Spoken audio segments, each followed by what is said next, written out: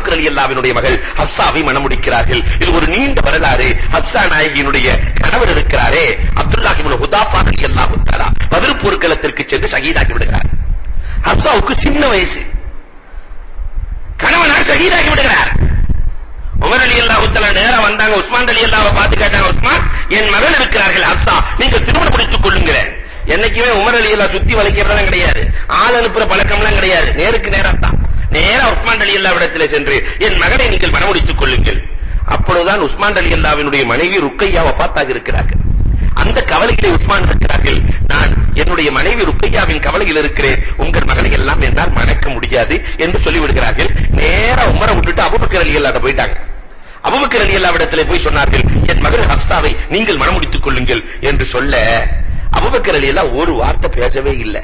காரணம், பெருமானார் சொல்லி இருக்கிறார்கள் அபூபக்கர் ரலியல்லாஹு இடத்திலே ரகசியமாக, நான் ஹப்ஸாவை மணமுடிக்கலாம் என்று இருக்கிறேன், இந்த ரகசியத்தை வெளிப்படுத்த வேண்டாம் என்று பெருமானார் சொல்லிவிட்டார்கள். அதனால் அபூபக்கர் ரலியல்லாஹு ஒரு வார்த்தை பேசவில்லை. சில தினங்கள் கழிகிறது, பெருமானாரே உமர் ரலியல்லாஹுவை அழைத்து சொன்னார்கள், ஹப்ஸாவை நான் மணமுடித்துக் கொள்கிறேன் என்று சொன்ன உடனே உமர் ரலியல்லாஹுவுக்கு ஏற்பட்ட ஆனந்தம் நேரா அபூபக்கர்ட்ட போயிட்டாங்க.